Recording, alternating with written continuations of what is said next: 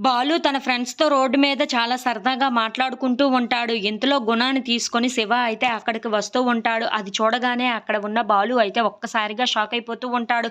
"ఇదిగో నీ డబ్బు. ఆ రోజు నేను ఇదే కదా దొంగతనం చేసింది. దీనికోసమనే కదా నా చెయ్యి విరగ్గొట్టావు. ఇప్పుడు నీ డబ్బు నీకు ఇచ్చేస్తున్నాను. ఇక నా గురించి నువ్వు పట్టించుకోకుండా ఉంటే చాలా మంచిది" అని చెప్పేసైతే అంటూ ఉంటాడు. ఆ మాటలు వినగానే అక్కడ ఉన్న బాలు అయితే "ఏంట్రా ఎక్స్‌ట్రాలు మాట్లాడుతున్నావా?" అని చెప్పేసైతే అడుగుతూ ఉంటాడు.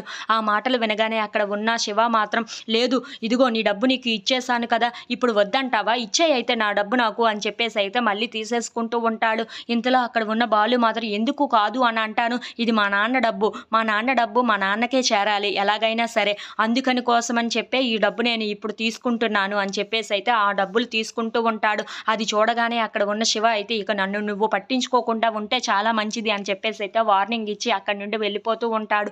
ఇంతలో బాలు ఇంటికి వచ్చి సత్యం చేతుల్లో డబ్బులు పెడుతూ ఉంటాడు. అది చూడగానే ఇంట్లో ఉన్న వాళ్ళందరూ అయితే ఒక్కసారిగా షాక్ అయిపోతూ ఉంటారు.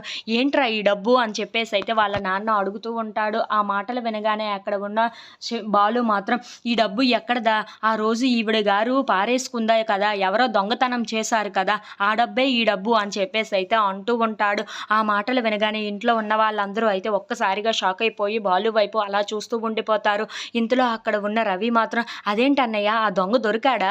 అని చెప్పేసైతే అడుగుతూ ఉంటాడు. ఇంతలో అక్కడ ఉన్న బాలు మాత్రం "అవును, దొరికాడు.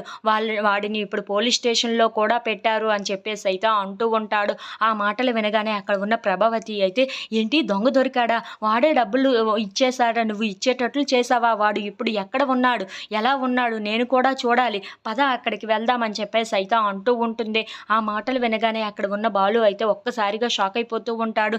ఏంటి ఇప్పుడు ఆ దొంగను చూపించమంటున్నారు, ఏం చెయ్యాలి అని చెప్పేసైతే అనుకుంటూ అలా ఆలోచిస్తూ ఉంటారు. ఇంతలో అక్కడ ఉన్న బాలు మాత్రం వాడు పోలీసులకు దొరికిపోయి పోలీస్ స్టేషన్‌లో ఉన్నాడు అని చెప్పాను కదా, ఇక ఎందుకు అని చెప్పేసైతే అంటూ ఉంటాడు. ఇంతలో అక్కడ ఉన్న ప్రభావతి మాత్రం "లేదు లేదు, నాకు తెలియాల్సిందే" అని చెప్పేసైతే అంటూ ఉంటుంది.